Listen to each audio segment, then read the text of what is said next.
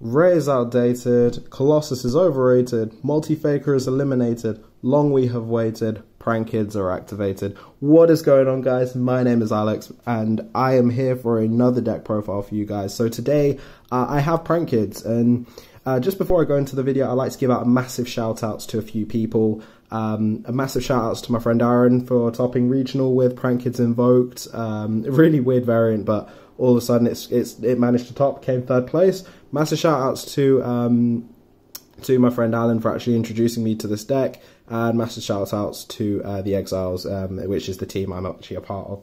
So Prank Kids, for me so far that I've been using it, I've just been having so much fun with this deck. It's a completely different type of deck altogether. It's versatile, and it somehow fuses and link summons during your opponent's turn to the extent where you can actually blow up their entire board. The versatility on it just really can counter decks such as Altergeist and, well, not really Altergeist, Sky Strikers and Thunders. Out of every matchup, I'd really say Altergeist is a really, really tough matchup for this deck. But yeah, let's go into the deck profile now. Enough talking. So the only issue I said I'd have with this deck is a bit of consistency problems, but apart from that, this has pretty much just been a really, really good deck. So we played 3 of each. 3 Roxies, which only was the newest one that came out. 3 Lampsies, 3 Fansies, and of course 3 Dropsies. So they all have their unique effects, and they're all different type of cards. So Lampsies, basically when it gets sent to the graveyard via, say, summoning a Prank Kids card, say it's like a Rocket Ride or a Link summon of a Prank Kids monster, it will trigger the effect where you can burn your opponent for 500 and it will float into a different Prank Kids monster from your deck. And Roxy's basically does the exact same thing when it's fused or linked away, but in this case you can banish a card from your hand to draw a card, so it basically replaces it. Fansies basically just allows you to ditch a spell or trap card from your deck to your graveyard, and Dropsies basically just gives you 1,000 life points. They all float and go into a different card, but we play 3 copies of each one because these are the main monsters for each one. Very, very powerful cards overall. And you know what the best part about it is just like, you've got different levels at the same time. And Dropsies being a level 2 actually allows us to go into Toad and everything, so it's just really, really good overall. Onto some other cards. We've got the only tech card really we play is the 2 copies of King of the Swamp. This is basically only to search out our polymerization. I've been contemplating whether or not just to completely take this out and just replace this with Invocation. The reason for this is because this deck is very prone to cards like Call by the Grave, and King of the Swamp, when gets Called by the Grave, is pretty much screwed. It will just get banished and you won't be able to search your polymerization, and you need these fusion cards. You really need polymerization, you really need instant fusion, because these are the cards that are going to really be saving your bacon and allow you to kick off these plays. So we only play the 2 copies of King of the Swamp. 3 is too many in my opinion. And then I only play 1 hand trap in this, which is just 3 copies of Ash Blossom Joyspring. I think I'm really tempted just to completely take Ash out and just play no hand traps and replace it with something else. The main reason for this is mainly just because hand traps are really kind of dying at the moment. I mean, really, because the FTKs are gone, you can really get away with just playing no hand traps altogether, and I really just feel like I can deal with some more tech cards in the deck altogether. But hey, Ash Blossom is just like the most staple one, and I think just if for playing a hand trap for just protection reasons, and to just stun our opponent out a touch, I think Ash Blossom is just a really good one. So that's it for monsters. Onto some spell cards. We play 3 copies of Prank Kids Place and 2 copies of Terraforming. Terraforming semi-limited, more than likely will go to 1 next list in my opinion. And Prank Kids Place is just overall a great card. Basically searches out your Prank Kids monsters. And the whole thing with them is they have 2 different... This card has 2 different effects as well. So if you fusion summon a Prank Kids monster, all your monsters gain 500. But if you link summon, then all your opponent's monsters lose 500 attack points. So, really just a little bit of a weird boost overall. Similar to Lampsies and Dropsies gives you 1000 attack. How Lampsies give you burns your opponent for 500, and Dropsies gives you 1000 life points. In this case, it's just to do with attack points, so it's a bit different. But overall, just a great card, great field spell for the deck. Really, really needed. We play 3 copies of Pandemonium. This is the fusion card that actually allows us to summon during our opponent's turn, and what really makes it really good. Because like we need as much fusion as possible, and Prankers love to fuse during their opponent's turn because we basically have our Battle Butler, which is a Regeki to our opponent, and our what's the other one? The Link Monster. I can't remember. I'm so bad with the names. The Rip-Roaring Rooster, which is basically a Harpy's Feather Duster. This card just allows us to go into these cards during our opponent's turn. And then we can just blow up their field and interrupt their plays. And we can float during our opponent's turn as well, which is just as good, because this is what Prank Kids want. We want to be able to summon during our opponent's turn and then float, and then just be able to frustrate our opponent as much as possible. 2 Prank Kids pranks. This basically is a token generating card. You discard a Prank Kids card and then just special summon out a token, Pyro one. But, you know, overall, really, really good. And it's a recycle card, so, you know, there's really not much you can say that's bad. Really powerful card.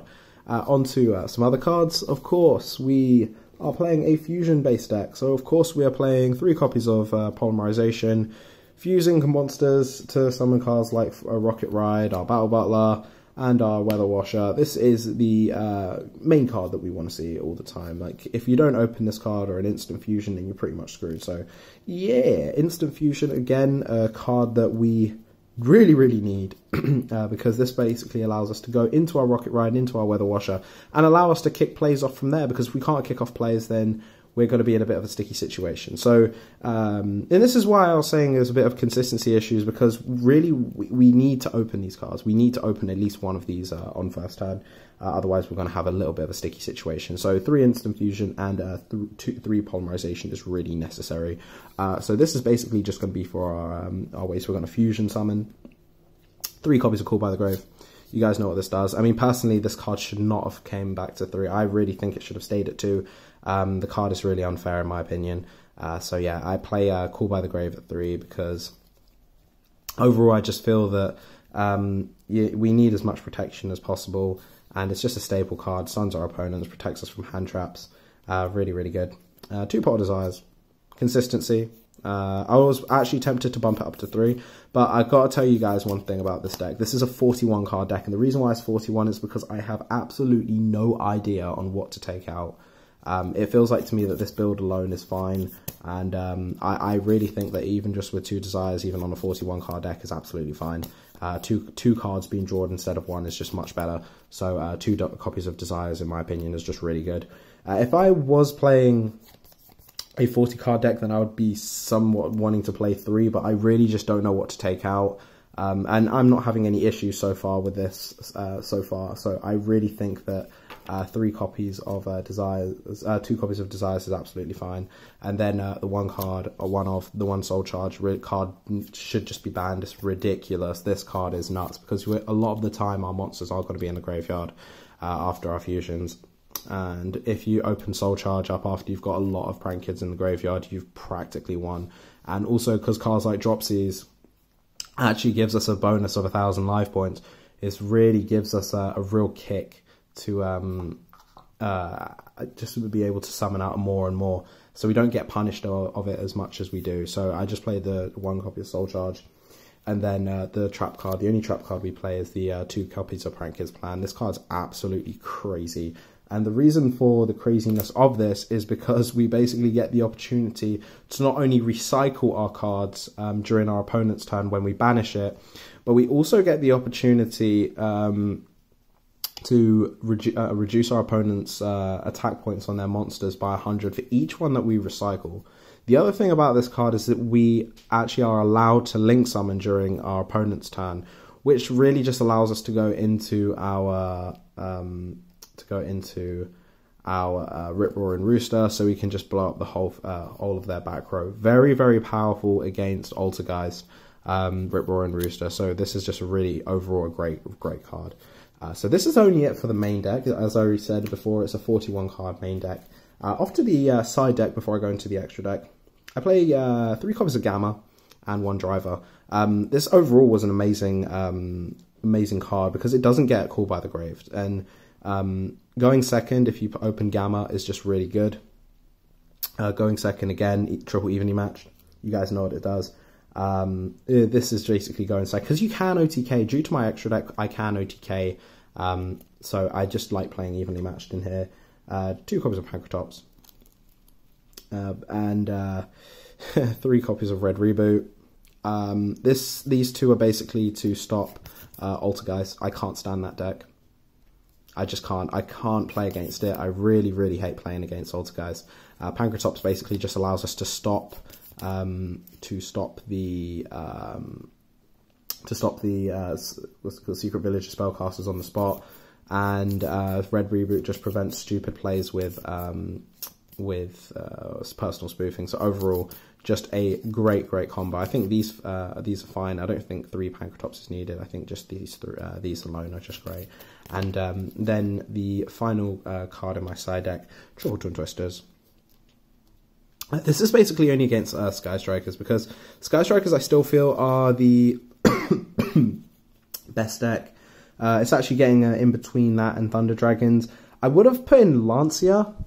I really would have, but like the problem that I had was space, and I feel that these cards already just do enough. And Thunder Dragons, they don't really go well into this deck because we can actually prevent loads of stuff happening. We have cards like Borreload in our extra deck, which are very easy to bring out.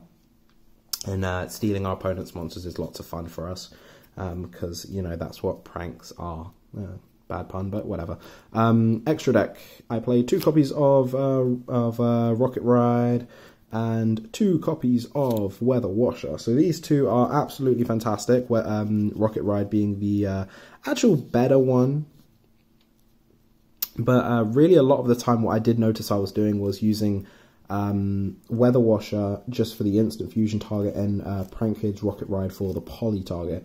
The reason for this is because they pretty much both have nearly the exact same